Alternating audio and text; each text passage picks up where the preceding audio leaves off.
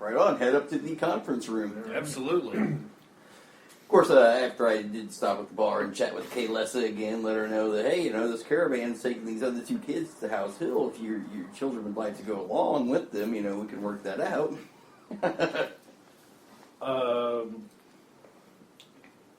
Brigid, roll a d20 for me. 5. Okay. Ha. Not this time. Not going to happen this time. Just offering. I understand. Let them play with the toys for a little while.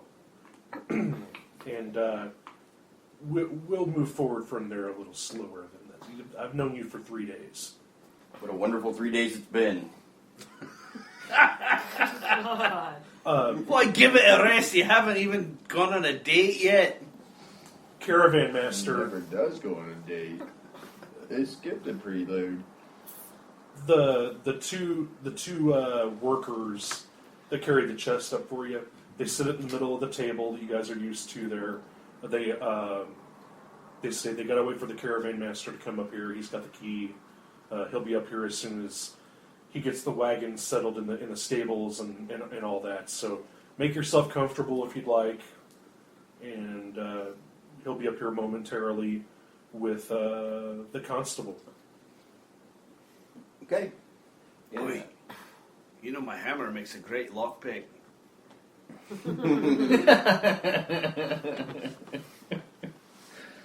So does my face.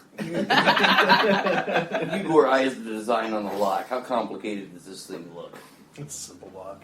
Let's not break into it. It's a simple lock. About 15-20 minutes go by. You guys have some wine and all that. And there's just this big-ass chest sitting in front of you. If you understand correctly, it's more gold than most of you had seen in one spot. Constable Hubert comes up and says the caravan master is going to take longer than he expected. He says that I have the key. Let's go ahead and open this chest up and figure out what's going on. So he opens up the chest, and it is full of gold. It is full of gold that is in sleeves, leather sleeves, okay? When I say a sleeve, it's like, think about like a roll of coins, right? They're using leather to have them There's the rolls. roll. Okay. So there's, I don't know, there's 100 in each roll. It's about a foot long. And there's 10 of them in there. That makes sense to you guys? Mm-hmm. Okay.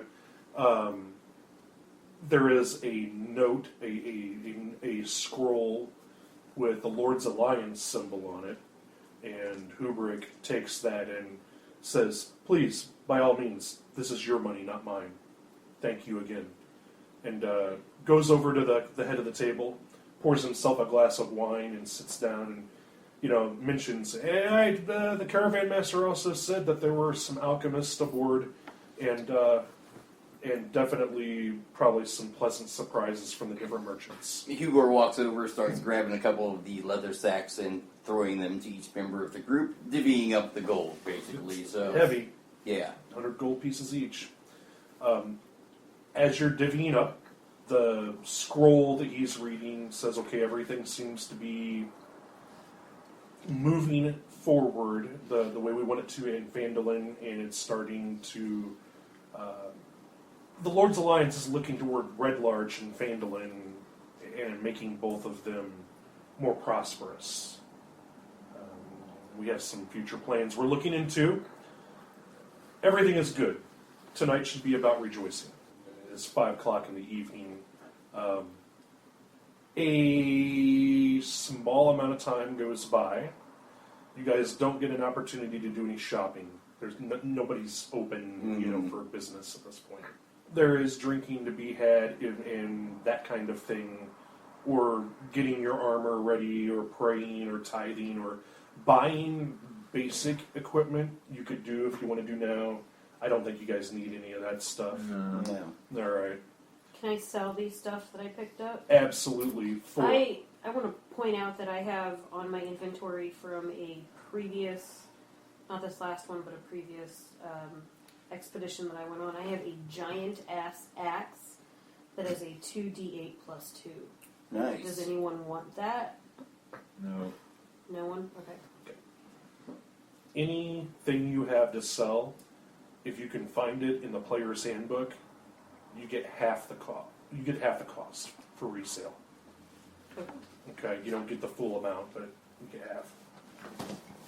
Yeah, I'll figure that out on a break at some point then, yeah.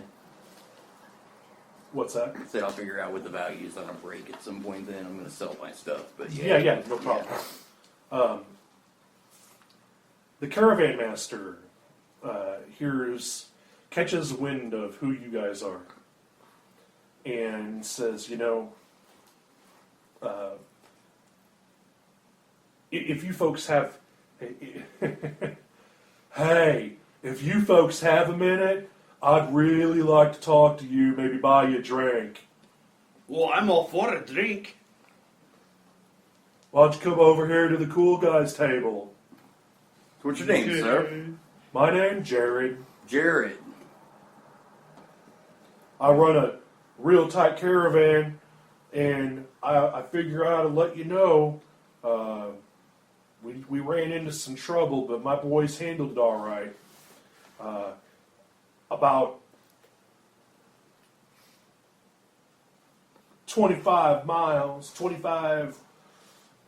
out of town, we were headed over this area, and we noticed that there had been natural sinkholes in the area, and they're old. It's from a long time ago, but we got a dwarf in the party, and the dwarf noticed that there might be, a mine or something underneath this area through here. You gotta watch those sinkholes; they could pop up anywhere. And we noticed while he was pointing out the sinkhole that we saw by the 9 hells a goblin with a giant ass backpack on, running out of this sinkhole like his ass was on fire. But it wasn't really on fire. There wasn't any smoke or anything. One goblin with a backpack twice his size, full of shit, hauling ass out of this sinkhole. Now, I thought it was interesting enough that I marked it on my map. I was going to say, let me pull out my map. Maybe we can compare here. Will you, let me see. So I find where he's talking about on the map, mark it on my map. Sure, no problem. You do that. It's just, now, I know y'all are local heroes, and I don't want to put you in any danger, but if there be goblins, not gerblins, goblins, they ain't ever just one. Fuckers breed like rabbits, infest like cockroaches. Can't kill just one, like a potato chip. What's tater chip? Well, my good sir, I hear That's where you slice a potato in slices and then you fry it. That's a chip. Well, tomorrow be blessed. Potato chips. We could flavor those. Yeah, you put salt on it. Cheese. No cheese, just Vinegar. Potato chips. I'm going to talk to my wife about this. Okay, I figured y'all needed to know that. Any drinks you want, seems like they're on the house anyway. something I'd like to talk to you about, sir. You seem to be a traveled man. My blade, and I pull out my rapier, just kind of set it down in the scabbard still, It's a fine blade, but I'm looking for something a little finer.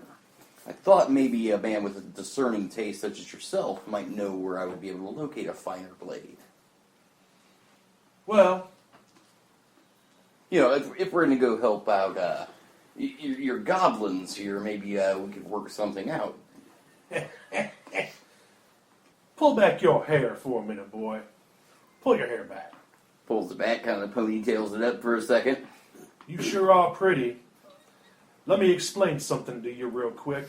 I know you're older than me, and you got much more knowledge, I'm sure. And you're a hero? Son, that ain't a blade. That's a pokey. There's not a sharp edge on there.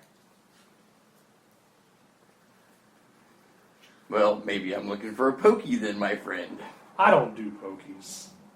What do you do? I I do blades. Why don't you show me your wares? I don't have any.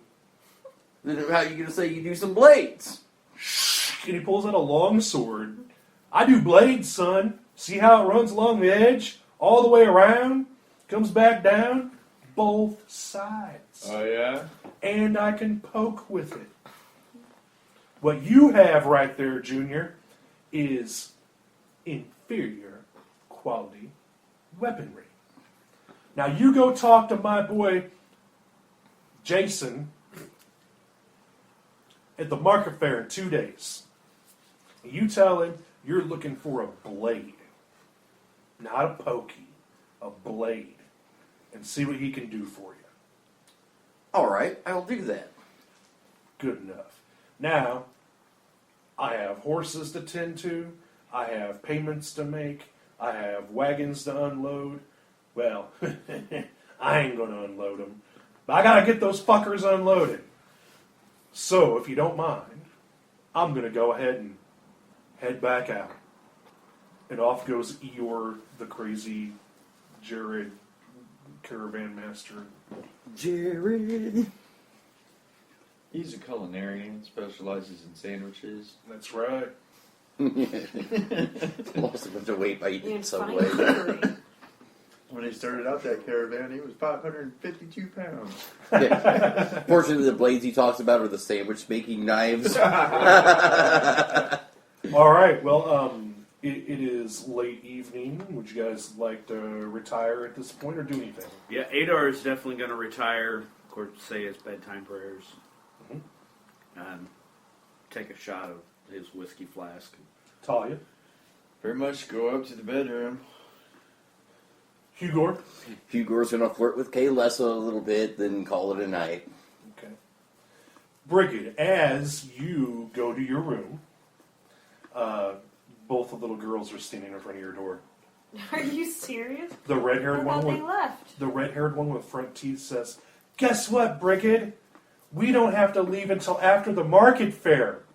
We have more time to hang out with you. We brought our covers and pillows. We'd love to sleep in the bed with you and cuddle. I will invite them in. But you're so shit-faced." That's right. It'll just Okay. be more warmth. It'll just be more warmth as I pass out. All right. That's one of those, hey girls, come on in. So after a long night of snoring and drooling on two little girls, Right. bring your legs. What happened? All right. All right. All right, and that's going to do it for this week's episode of the 4 Players 1 Dungeon podcast. Hey guys, it's Bo from FPod. Go ahead and like us on Facebook, 4 Players 1 Dungeon.